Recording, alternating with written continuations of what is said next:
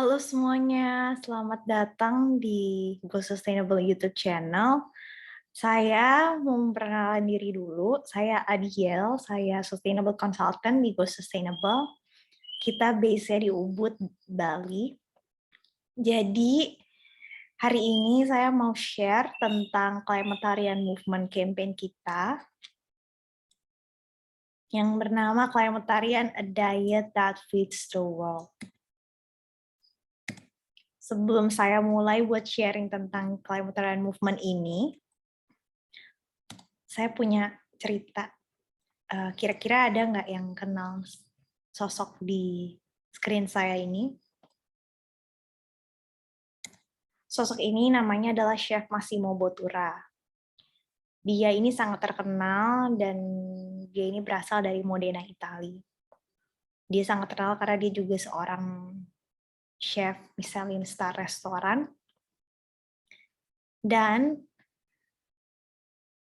ada kisah di balik kenapa Chef Massimo Bottura ini sangat melegenda ya, terutama di Modena, Italia. Jadi pada tahun 2012 itu ada gempa bumi terjadi di Modena.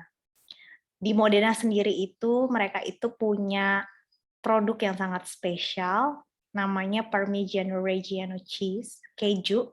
Kenapa spesial? Karena itu terbuat dari tiga bahan saja.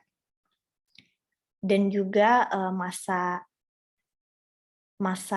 keju itu di inkubasi sendiri itu waktunya cukup lama, yaitu 12-40 bulan. Dan keju-keju tersebut itu disimpan di dalam roda yang besar. Karena insiden gempa bumi tersebut, sebanyak 380.000 roda keju Parmigiano Reggiano itu rusak. Karena rusak, jadi itu tidak bisa disimpan lagi, maka harus dipakai. Nah, karena hal itu, konsorsium Parmigiano Reggiano minta tolong nih ke Chef Massimo Bottura. Karena dia seorang chef, asumsinya adalah dia mungkin ngerti apa yang harus dilakuin untuk terkait dengan bahan keju ini. Jadi gimana sih kelanjutannya? Saya akan lanjutin nanti lagi. Di sini kalau ada yang bisa lihat, ini adalah peta Indonesia. Dan titik-titik ini merupakan bencana yang terjadi di Indonesia selama 2 bulan terakhir, dari Mei sampai Juni. Bayangkan ya, dalam 2 bulan itu ada 11 bencana yang terjadi. Saya percaya bencana itu terjadi disebabkan oleh perubahan iklim.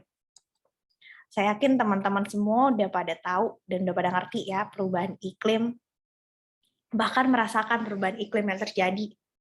Kita bisa lihat banyak bencana, kayak kebakaran hutan, tanah longsor, banjir yang sering-sering kita temuin karena di Indonesia hujan sedikit bisa jadi banjir. Dan juga kekeringan di mana-mana. Nah, memang perubahan iklim sendiri ini terjadi karena aktivitas dari kita, ulah manusia sendiri. Tapi kan yang kita bayangin ya gara-gara penebangan hutan, atau misalnya gara-gara pembangkit listrik, atau tambang-tambang untuk energi-energi, ataupun pembangunan-pembangunan, bahkan dari transportasi yang kita gunakan, tetapi tidak hanya itu.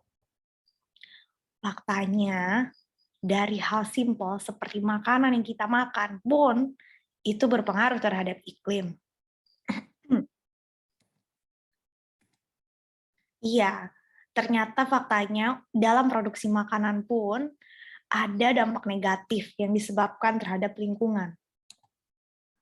Seperti emisi gas efek rumah kaca, kehilangan tanah, sampah makanan, dan kekurangan air.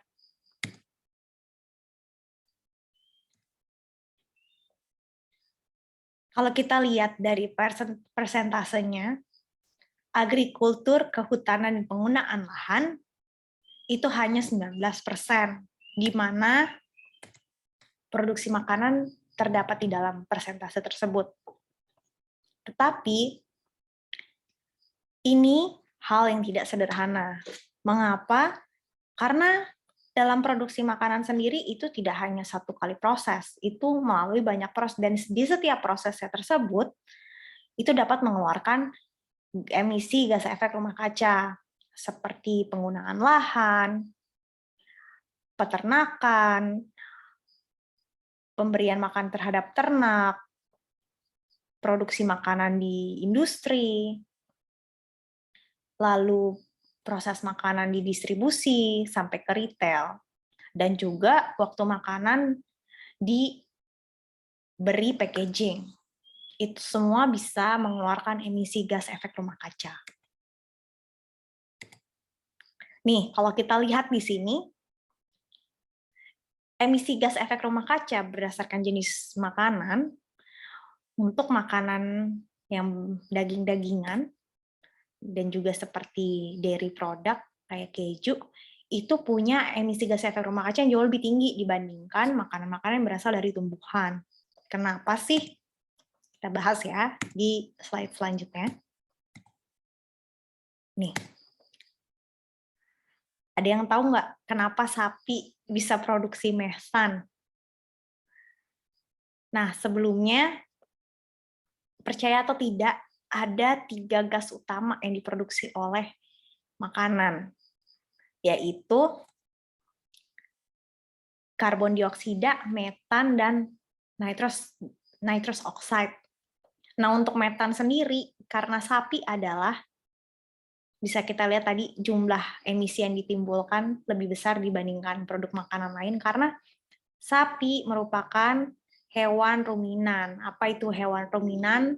Hewan ruminan merupakan hewan yang memiliki sistem digesti lebih dari satu. Jadi terdapat penyimpanan yang bisa terjadi proses fermentasi karena ada mikroba di dalam perut sapi sendiri. Makanya kenapa sapi bisa mendigesti rumput. Kita manusia nggak bisa. Maka dari itu, dia biasa mengeluarkan sendawa. Nah, dari sendawanya itu mengeluarkan gas metan. Selain itu juga kotoran sapi sendiri itu juga mengeluarkan gas metan. Makanya kenapa biasa produk kotoran sapi bisa dipakai buat biogas, salah satunya.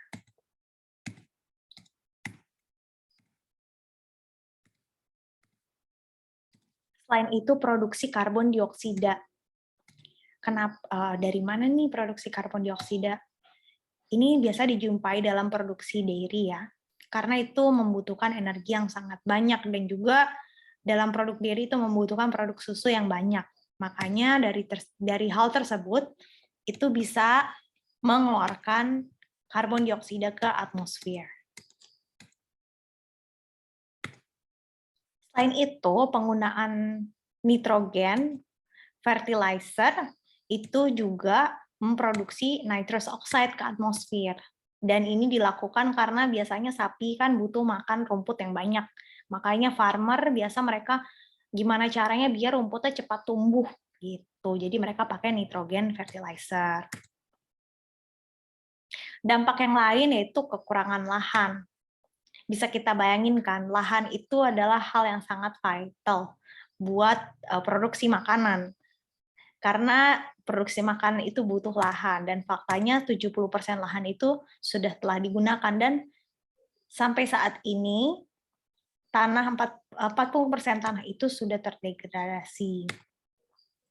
Sedangkan fakta lainnya adalah butuh 500 tahun nih untuk membentuk permukaan tanah yang hanya 2,5 cm. Dan diprediksi di tahun 2050 kita akan kehilangan 16 juta kilometer kuadrat lahan, dan itu sebesar satu benua Rusia. Selain itu, kekurangan air. Kenapa sih kekurangan air? Karena produksi makanan sendiri tidak hanya untuk produksi daging ya, tetapi juga seperti kacang-kacangan itu membutuhkan air yang sangat banyak, ribuan liter untuk 1 kilogram produk makanan. Nih bisa dibayangin nih, untuk 1 kilogram daging sapi itu butuh 15.000 liter, di mana ini sebanding 3.425 galon aqua. Itu sangat banyak sekali. Selain itu juga sampah makanan yang kita produksi. Sampah makanan itu kenapa sih bisa jadi sampah? Karena sebenarnya misalnya kita makan nggak habis, itu akhirnya jadi sampah karena dibuang begitu saja. Dan itu karena juga proses yang tidak efisien, penyimpanan tidak efisien, waktu juga makanan yang didistribusikan tidak efisien, dan juga cara kita konsumsi. Faktanya adalah 115-184 kg per kapita per tahun kita memproduksi sampah makanan. Dan ini tentunya akan merilis emisi gas efek rumah kaca. Dan ini adalah sekitar 40-50% dari makanan yang kita konsumsi.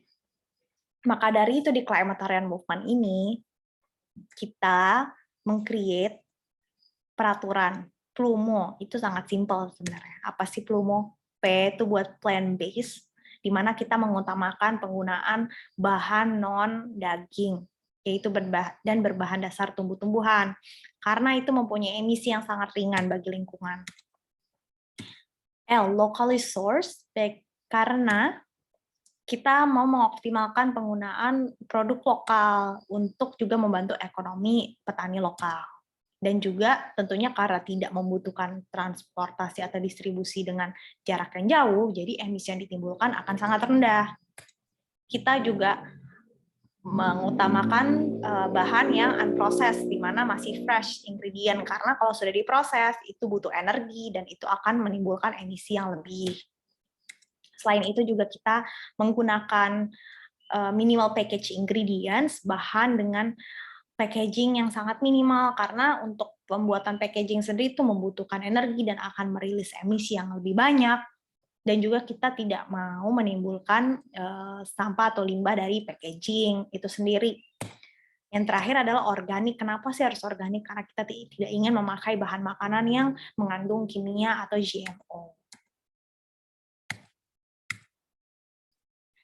Gimana sih Climatarian ini bisa mengurangi emisi efek rumah kaca? Gampang banget ya, kita membandingkan antara menu makan non-Climatarian, itu mengandung daging, sapi, babi, ayam, dan juga dairy product seperti keju, dengan Climatarian, di mana itu full dari tumbuh-tumbuhan. Kita melakukan perhitungan juga berdasarkan emisi gas efek rumah kaca, dan faktanya kalau kita asumsikan 20% dari seluruh restoran di Indonesia melakukan ini, akan sampai dapat mengurangi 25% emisi efek gas rumah kaca. Kalau misalnya nih, let's say kita dari makan stick daging, kita ganti jadi stick dari legume, itu kita bisa ngurangi 25%. Itu angka yang sangat besar, dan itu hanya satu menu. Bayangkan kalau ini lebih dari satu menu, dan itu lebih dari satu minggu sekali frekuensi dimakannya. Makanya kenapa banyak sekali keuntungan untuk bergabung di Climatarian Movement ini. Karena ini sebenarnya all the matters of future-proof and risk management.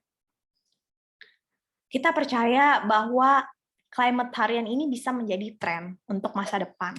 Mengapa? Karena selain memang tentunya mengurangi emisi, tetapi ini akan menjadi hal yang menarik bagi customer sendiri. Dan di saat customer semakin banyak, restoran tentunya harus sudah ready. Maka dari itu kami mengajak restoran-restoran buat bergabung dengan kami. Karena kita percaya orang-orang bakal lebih aware, lebih sadar akan lingkungan, lebih sadar akan perubahan iklim, dan ini hal yang sangat simpel untuk dilakukan dan semua orang bisa melakukan ini. Selain itu, ini juga dapat menambah nilai untuk restoran sendiri sebagai food and beverage business. Mengapa? Karena di Climatarian Movement ini, karena tadi juga kita menjelaskan tentang food waste atau sampah makanan, di mana kita menjelaskan gimana sampah makanan itu sebenarnya makanan yang kita sisa dari kita, sebenarnya kita bisa gitu membuat itu menjadi valuable lagi dan kita bisa mendistribusikan itu untuk orang-orang yang membutuhkan. Maka dari itu kenapa ini juga akan mendapatkan value untuk restoran sendiri begitu. Nah, aku mau lanjutin nih soal cerita Massimo. Jadi yang dilakuin Massimo adalah dia membuat satu menu risotto yang berbahan dasar Parmigiano Reggiano. Dia juga launching ini dan mengajak restoran-restoran lain untuk bergabung dan meng-create menu ini. Alhasil 380.000 keju, wheel keju yang rusak itu terjual. Jadi nggak jadi terbuang begitu saja. Dan di sini ini sangat menginspirasi saya karena di sini tidak hanya Massimo menyelamatkan keju tersebut, tetapi juga dia juga dari gerakan yang dia inisiasi itu juga membantu warga lokal Modena untuk tidak jadi kehilangan pekerjaan lagi. Kenapa di sini saya slogannya apakah Anda siap menjadi change maker? Karena untuk mengurangi dampak perubahan iklim sendiri, untuk mengurangi emisi sendiri, Anda tidak perlu menjadi seorang saintis atau seseorang yang expert di bidang teknik untuk bikin energi terbarukan atau sejenisnya. Karena kita bisa mengurangi emisi melalui gerakan ini. Dan Anda pun sebagai chef, Anda bisa menjadi change maker untuk melalui gerakan Climatarian Movement ini. Di mana Anda bisa mengeksplor sekreatif mungkin bagaimana Anda membuat Climatarian dish. Caranya gampang banget. Anda kalau mau join ini, Anda sign up di climatarianmovement.com. Nanti di sini Anda akan diwajibkan untuk mengisi informasi yang kita butuhkan. Mengapa sih ini sangat vital ya informasi yang kita butuhkan? Karena dari data ini kami juga akan menghitung emisi. Kami bisa memantau dan memonitoring dari gerakan Climatarian Movement ini sendiri untuk progresnya. Di sini dengan 550.000 dan itu sudah termasuk donasi ke organisasi yang concern tentang surplus food, di mana kita juga mendorong restoran sendiri untuk bekerja sama dengan dengan organisasi-organisasi tersebut terkait surplus food atau food waste. Kalian akan mendapatkan sertifikat, badge, information sheets, dan juga kalian akan bergabung di professional group, dan pastinya kalian akan menjadi leader untuk community, di mana kalian akan menjadi inisiator untuk menggerakkan komunitas-komunitas dalam melakukan Climatarian Movement ini, begitu.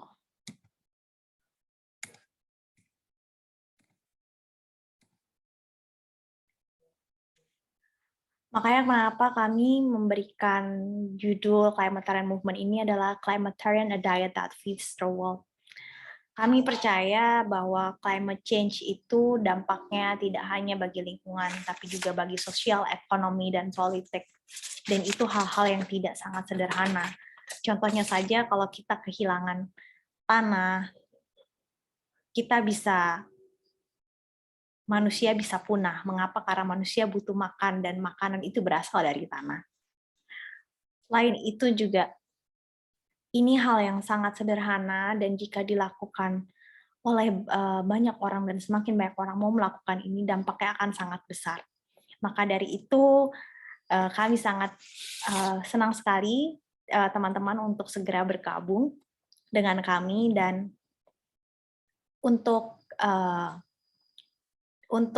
sign up-nya sendiri nanti kami akan mendampingi, jadi tidak usah khawatir. Dan ya, feel free untuk kontak saya dengan nomor WhatsApp di bawah ini dan juga follow Instagram kami untuk update-nya.